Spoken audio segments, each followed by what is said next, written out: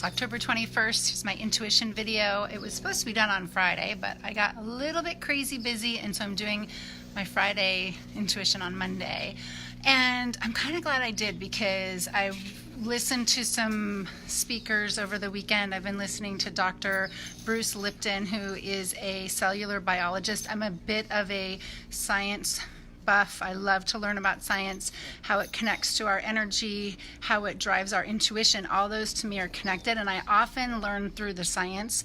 So if you haven't listened to Dr. Bruce Lipton talk about beliefs and how those really do run our life, and they are involved in whether we are following our intuition or not, I highly suggest listening to some of his lectures. But here's my question. Are your words matching your feelings? And are you paying attention to your feelings so that you know whether or not you're following your intuition or not? Our feelings are our guides in this. I have a perfect example. So my son, we've really allowed him to speak freely based on his feelings. And so we were at a party Saturday night, and one of my friends, she just, wanted to talk to Julian. It was like a Halloween party, and Julian's 13, he's in 8th grade, and she said, "So, how's school?" And he looked at her and he goes, "You know what? I hate school. I don't know." And it was so awesome, because most of us are conditioned to respond to questions like that in a way that's pleasing, or in a way that is not really honest and true to what we're really feeling. And guess what? People can feel it anyways. If your language is not matching your energy and your feelings, it's noted. People know it, they just don't say it. Or maybe people are conditioned not to say something about it. I'm pretty in tune with it. I call it a bullshit-o-meter.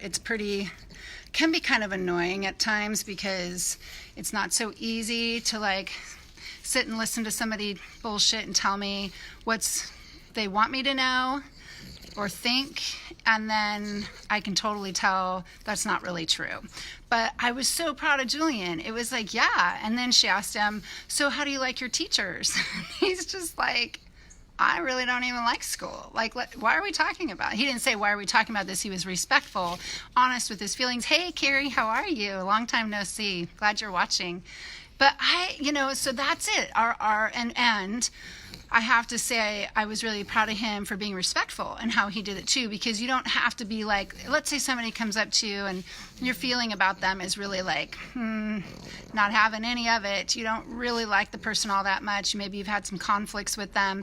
You don't have to cuss them out. You don't have to tell them all that, but you can acknowledge your own feelings and make sure your language matches that in a respectful way. And I think when we do that, our intuition gets very, very clear, and then we're much, much more much more brave in following our intuition. And those are little practices. One of the best compliments that I've ever received, and I was thinking about this today when I was writing, is from my grandmother. And my grandmother used to say to me all the time, "Oh, you've got a mind of your own. There's no change in that." And that is beautiful, because I do have a mind of my own, and we all have a mind of our own. And that's our job, is to listen to that connection between our mind and our intuition, and to really know what our feelings are telling us.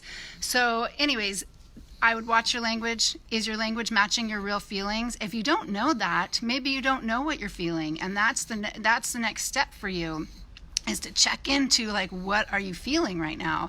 Why are you feeling it? And I am going to recommend Dr. Bruce Lipton. I think he's fantastic around beliefs. Beliefs drive a lot of our feelings. Beliefs are oftentimes handed down to us.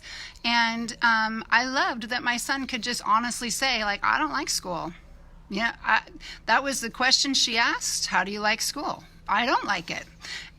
Rarely do you hear a kid say that, so I'm proud of him for that. And I guess maybe it's osmosis is getting to him, this following, listening to how he feels and speaking honestly about it. So have a good Monday. Hope you guys are practicing some of this along with me. I will be back on Friday, and have a good day.